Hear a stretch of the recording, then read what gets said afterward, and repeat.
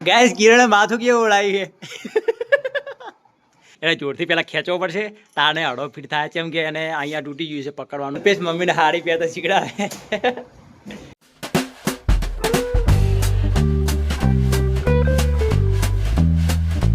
Guys good morning welcome to my new vlog. તો guys આજે આપણે કાલે જે સાઈડ ઉપર આવ્યા હતા એ સાઈડ ઉપર આજે આવ્યા છીએ અને પગની અંદર કોઈ વધારે પ્રોબ્લેમ હતો નહીં એટલા માટે આજે આપણે રજા રાખી નથી, સાઈડ ઉપર આવી ગયા છીએ અને આજે બપોર સુધી અહીંયા છું હું સાઈડ ઉપર, પછી બપોર પછી ઘરે જવાનું છે અને હું આજે સાઈડ ઉપર એકલો આવ્યો છું કારણ કે બીજા કારીગરો અલગ સાઈડ ઉપર ગયા છે અને મહેશને મને એકલો મૂક્યો છે અને મારી સાથે એક ભાઈ પણ મૂક્યો છે કેમ કે ગાર્ડનની અંદર લાઇટો આવી છે, વોલ લાઇટો, તો એની સારી ખંદાવાની છે અને આગળ પણ સ્ટ્રીટ લાઇટો આવી છે એની સારી ખંદાવાની છે. ગાઈસ હું તમને બતાવી દઉં કે ગાર્ડન કેટલું મોટું છે અને એને કઈ સાઈડ લાઇટ આવશે અને કેટલા સુધી સારી કરવાની છે એ પણ તમને બતાવી દઉં હું. તો ગાઈસ આ છે ગાર્ડન, સામે જે આપણા નજર પોકે ત્યાં સુધી ગાર્ડન છે, આટલું મોટું ગાર્ડન છે.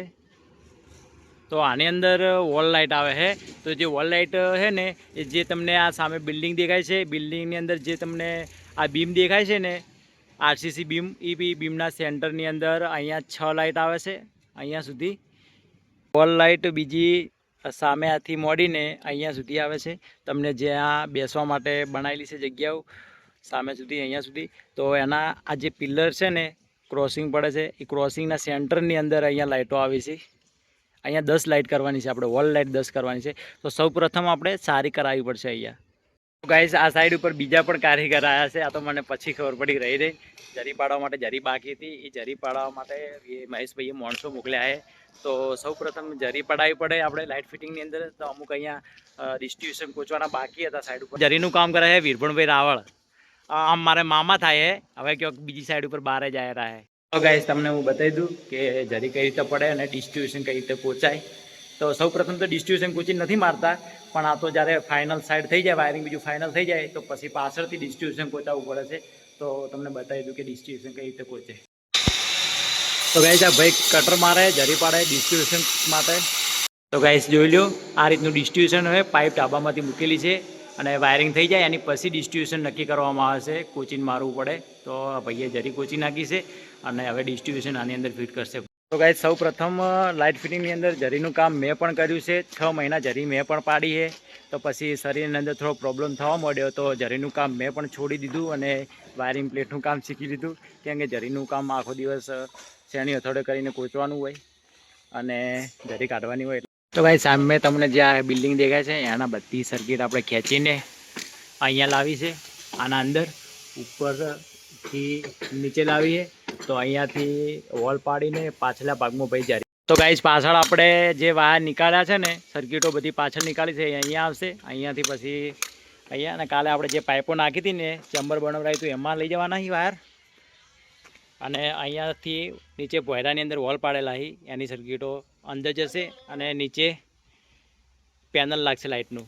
આ સર્કિટો અહીંયા આવશે અને ત્યાંથી ચેમ્બરમાં લઈ જવાના આપણે અને અંદર લઈ જઈશું.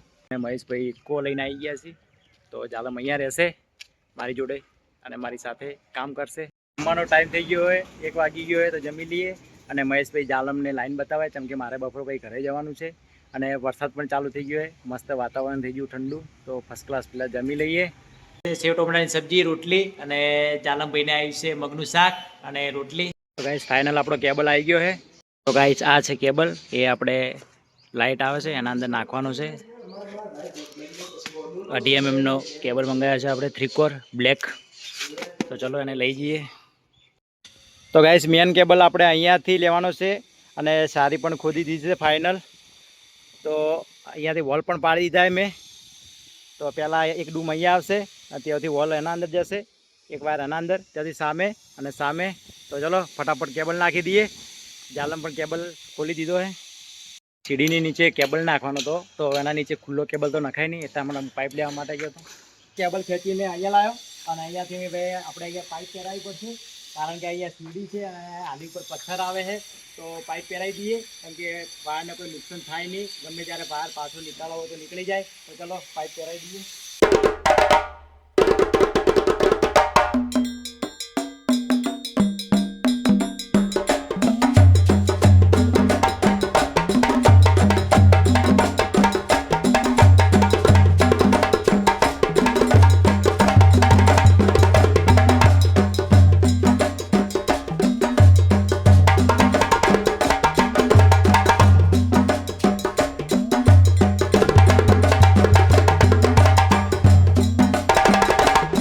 આપણે બપોર પછી રજા રાખી છે કેમ કે મમ્મીને ને એ લોકોને લઈને જવાનું છે મામાના ઘરે.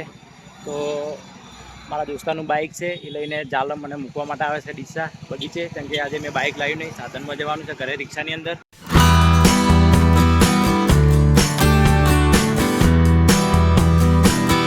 તો ગાઈસ જૂના ડીસા ફાટકનું કોઈ ઠકાણું હોતું નથી, ગમે ત્યારે ફાટક બંધ થઈ જાય. સવારમાં આવીએ તો બંધ હોય અને સાંજે જઈએ તો એ બંધ જ હોય. ઘરની જ રિક્ષાથી તો આપણે રોડ ઉપર ઉતારી દીધા, કારણ કે હાઈવેથી આપણું ઘર થોડુંક દૂર છે, તો અહીંયાથી ચાલતું જવું પડશે આપણા ઘરે. આ છે આપણી સોસાયટી. તો ગાઈસ ઘરે આવી ગયા છીએ હવે. છે ઘરે મમ્મી તો કહીએ બેસવા માટે, ભાઈ તો ઊંઝો ઊંઝો મોબાઈલ જોવે છે. તો ટિફિન મૂકી દઈએ અને મમ્મી આવે તો મમ્મીની વાટ જોઈને બેસીએ, કેટલા વાગે નીકળવું હોય મમ્મી પૂછી લેવું. આપણે હવે તૈયાર થઈ ગયા, મસ્ત મામાના ઘરે જવા માટે તૈયાર થઈ ગયા છીએ. અને હજી અલ્પેશ તૈયાર થયેલો છે, મમ્મી પણ તૈયાર થઈ ગઈ છે. અને કિરણની વાટ જોઈને બેઠા હતા, કારણ કે કિરણને દુકાનેથી આવવાનો ટાઈમ 6 વાગ્યાનો છે, તો કિરણ પણ આવી ગયો છે અને તૈયાર થવા બેસી ગયો છે. તો ગાઈસ મમ્મીના મામાના ઘરે જવાની આમ મજા આખી અલગ જ છે. કોઈ બી માણસ હોય એને મામાના ઘરે જવાની આખી ઉત્સાહ આખો અલગ જ હોય કે ક્યારે જાશું મામાના ઘરે. વાત જ આખી અલગ છે મામાના ઘરે જવાની. મમ્મી ભાઈના ઘેર જવાની ખુશી આખી અલગ જ છે. શું કહેવાનું, અમારા કરતા વધારે ખુશી તો મારા મમ્મીની છે ગાઈસ. મમ્મી ચૂકી તૈયાર થઈ ગઈ જો ફર્સ્ટ ક્લાસ. ઓહો. તો ગાઈસ નાનો ભાઈ હવે તૈયાર થયેલો છે, નાવા ગયો છે, એ પણ તૈયાર થઈ જશે. અને હું પણ મસ્ત તૈયાર થઈ ગયો છું અને અલ્પેશ પણ તૈયાર થયેલો છે, રેડી. તો ગાઈસ આખી ખુશી જ અલગ હોય, કારણ કે 2 દિવસ પહેલાં અમારે ત્યાં જવું પડશે મામાના ઘરે, મમ્મીને લઈને જવું પડશે રાખડી બાંધવા માટે. અને તો કે અમારા ઘરે પણ પૂનમના દિવસે રક્ષાબંધન છે, એટલે બહેનો બીજી આપણા ઘરે આવવાની છે, એટલે આપણે મમ્મીને લઈને જઈએ. બહેનો આવતી એટલે ઘર ઊનું ના રખાય, એટલા માટે આપણે મમ્મીને 2 દિવસ પહેલાં લઈને જઈએ છીએ રાખડી બાંધવા માટે. 1 દિવસ ત્યાં રોકાશું અને બીજા દિવસે રિટર્ન આવીશ. ગાઈસ કિરણે માથું કેવું ઓળાવી છે.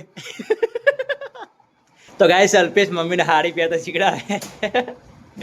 મમ્મી સાડી પહેરે તો અલ્પેશ બોલે છે કે વગી પહેર. તો ગાઈસ આપણે ફેમિલીની અંદર આવું બધું રહેવાનું, કેમ કે ફેમિલીમાં હસી મજાક તો હોય. ગાઈસ અમારા ઘરનો દરવાજો છે ને એ વીઆઈપી છે, એને જોરથી પહેલાં ખેંચવો પડશે, તાને હળો ફીટ થાય, કેમ કે એને અહીંયા તૂટી ગયું છે, પકડવાનું આવે ને એ તૂટી ગયું છે, તો અલ્પેશ ખેંચે છે. પડી ગયો છે.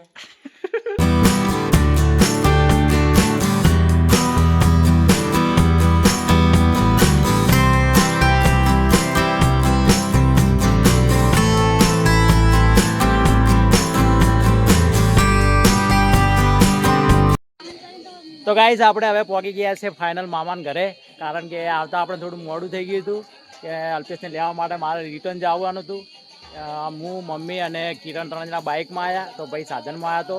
તો સૌ પ્રથમ આપણે મીટલો જોવા મળ્યો છે, મારો ફેવરેટ ભાઈ, એ પણ પૂજા કરે છે મંદિરની અંદર.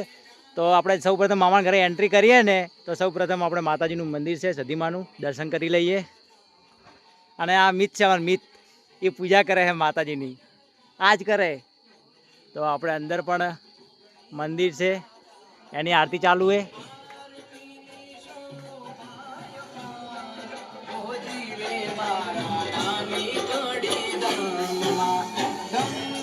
તો ગાઈસ આરતી થાય રહી છે અને અહીંયા તો હું અડી રહું પત્રમાં, એટલે મારે લેચું થવું પડે. એ દાદા છે, આ નાની છે અને મમ્મી બેઠી છે, એ બધા વાતો કરે છે. અને આ બાજુ પડે ગ્રુપ જમ્યું છે, મિત બેઠો છે, અલ્પેશ બેઠો છે, પૂજા બેઠી છે. તો આ તો આપણો નાનકડો વ્લોગ પસંદ આવે તો લાઈક કરજો, ચેનલ પર નહીં આવે તો સબસ્ક્રાઈબ કરી દેજો. મળીશું નેક્સ્ટ વ્લોગમાં. Thank you for watching.